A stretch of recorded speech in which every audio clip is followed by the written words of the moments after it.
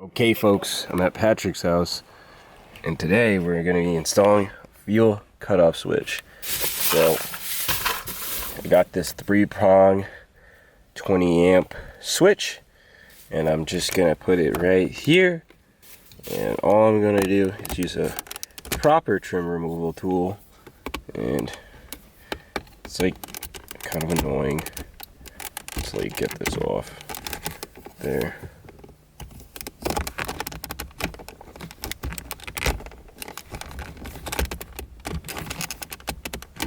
There we go. Alright. And as you can see, that's the spot you want to drill a hole in for.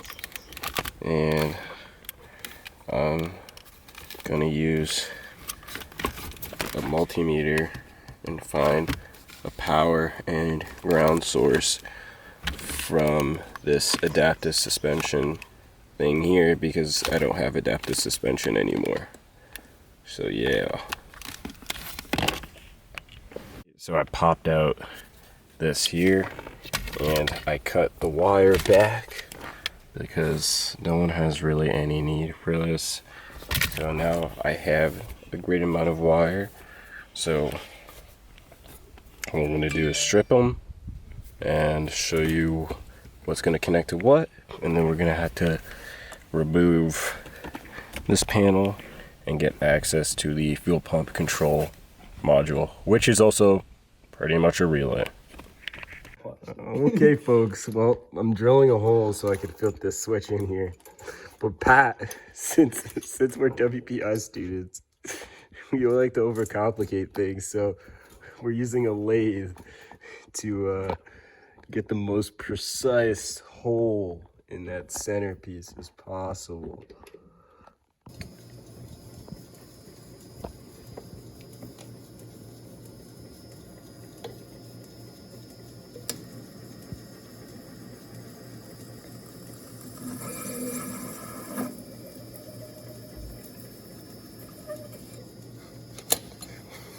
That was it? Whoa! That was so worth the wait. All the setup time for just that. That was so worth the wait. Dude, that hole though? That hole though. Man, that's so mint. Patrick, thank you for showing me the beauty of this machine.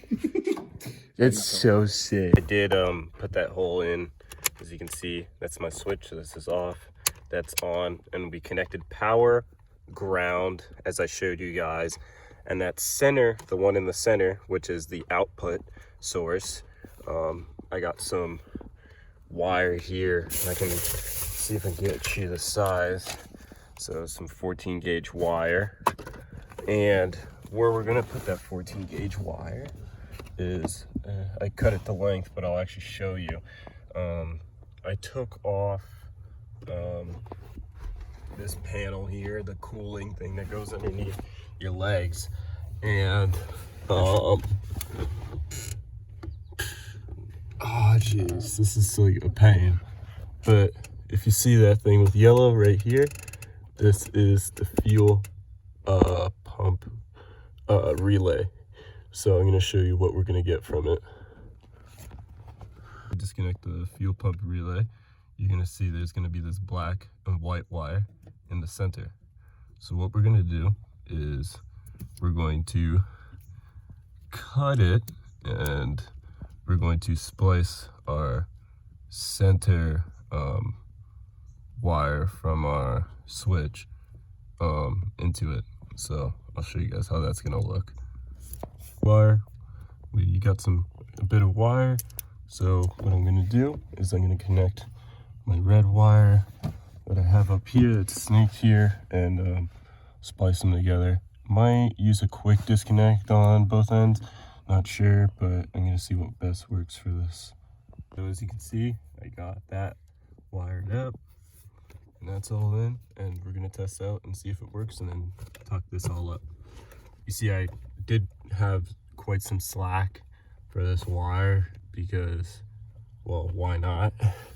So yeah, I'm gonna do that, clean it up, put some heat shrink and wrap stuff around because I have OCD with wiring. And let's see how it goes. And damn, look how rusty this is. Jeez. Alright, car is idling just fine. So what we're gonna do is we're gonna switch this off. It works. Let's go. That's our pretty concerning wiring job. I mean, I was quite some miles away from home, so I'm gonna clean this up and heat wrap everything and make sure everything's tight. But yeah, as you can see, we took the power in the ground from this old auto suspension thing. Hopefully I can get some ABS plastic and cover this up, put something there. And then that was our output source. So our ground output and our other 12 volt. So yeah, just gonna clean that up. Clean it up. I just threw heat shrink. I kept throwing the bigger size on, but it's on, so I can just sneak that away. Just pressing the tabs. What's wrong with that thing? Whatever. I think that clip might be broken. Ah! 80s cars, am I right?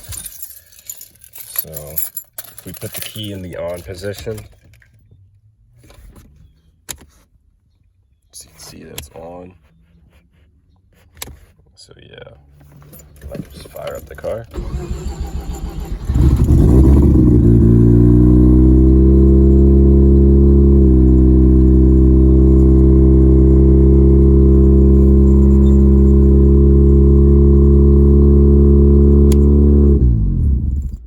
Bam. And that's how you install a fuel cutoff switch on a FC, guys.